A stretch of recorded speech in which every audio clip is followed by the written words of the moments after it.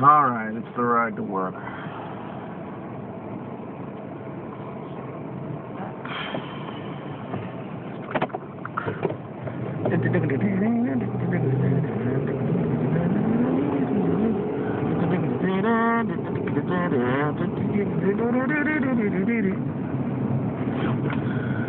Oh, yeah.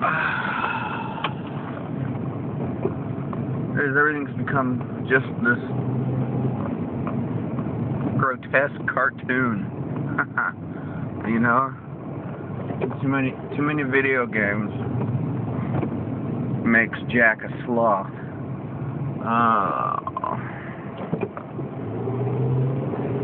I really wish I'd have figured that out when I was 10. And you know, all the way through high school, play these stupid video games, things to keep us distracted. Well,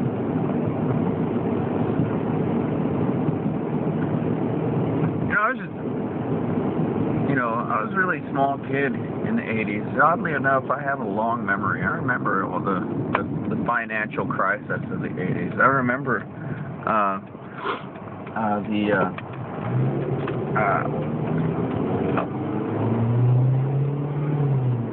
Carter's energy non-crisis.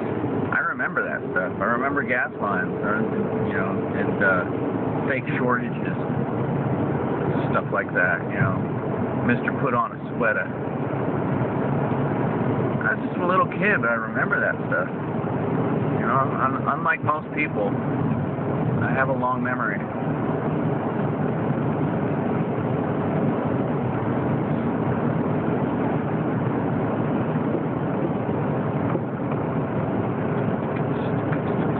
And I'm not even sure why I brought that up. I'm sure it has a connection, though, to what I'm going to bring up. I guess just the cartoon-esque nature of the whole thing is just so obtuse. What do you do now?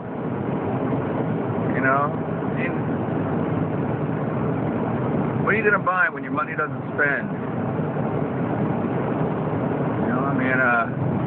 Where are you going to go when we're insolvent?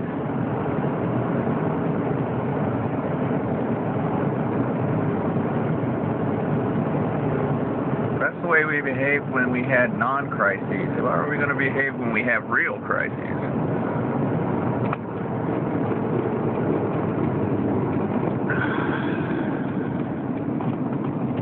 Even my 6-year-old daughter is confirming for me the time that we're in. She woke up yesterday and she said, "Daddy, I had a dream." I said, "You had a dream?" This is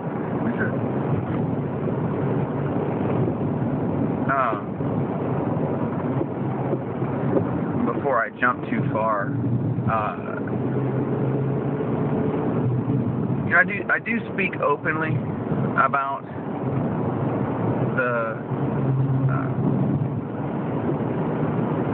things that I consider from Elohim, like the whole part about the time of the flood of chaos, and all of this. But I don't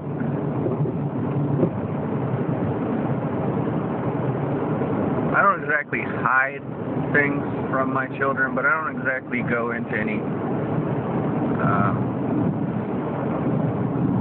great specificity with my children about these things.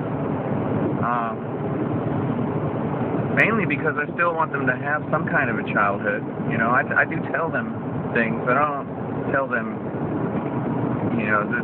the horrible,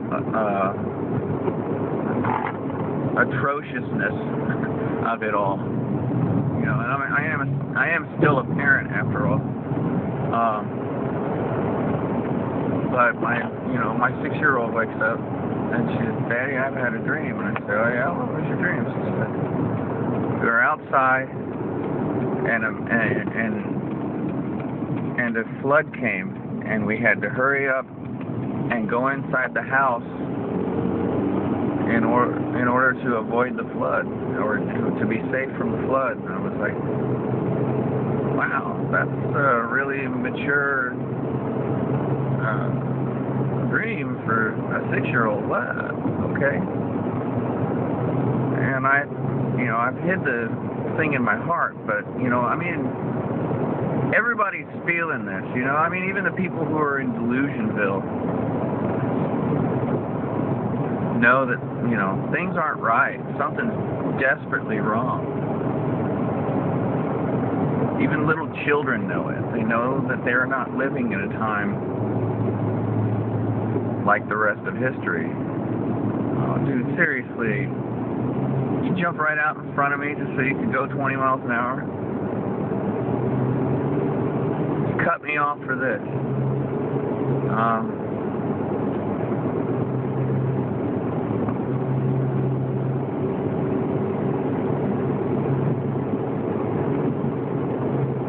But it was just such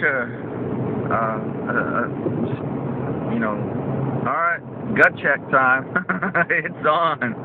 When your 6-year-old is coming to you about the content of her conversation, is that, Yahweh has given her dreams and visions. My little children are having dreams and visions of the time we live in. And I'm just thinking, thank you that you are, gracious and just. You both have mercy and justice. I'm praying just, please, Father, save us out of this nightmare. Just please, just bring us out of the midst of the overthrow.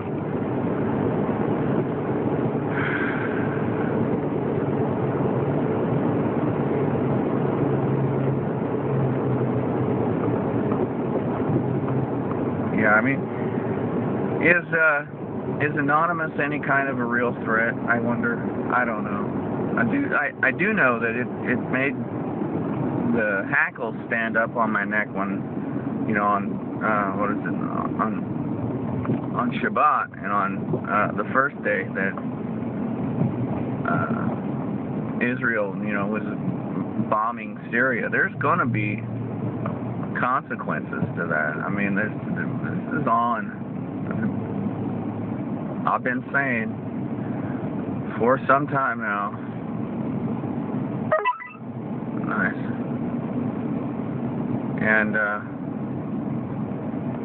at this point, there's no backing this stuff down. There's no backing it down. You're just gonna have to go. The only way out is through.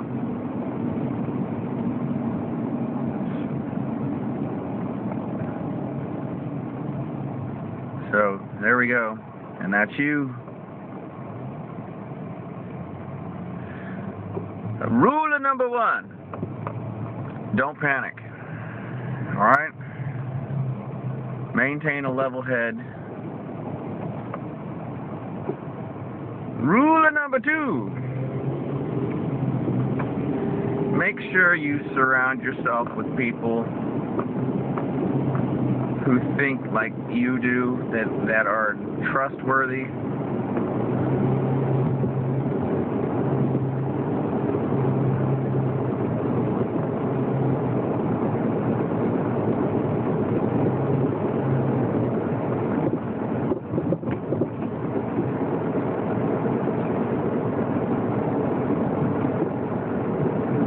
This is going to get bad. It's going to get real bad real fast.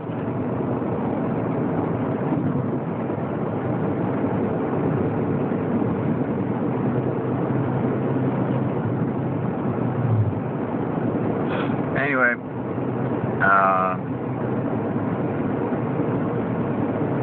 you know the routine, move on.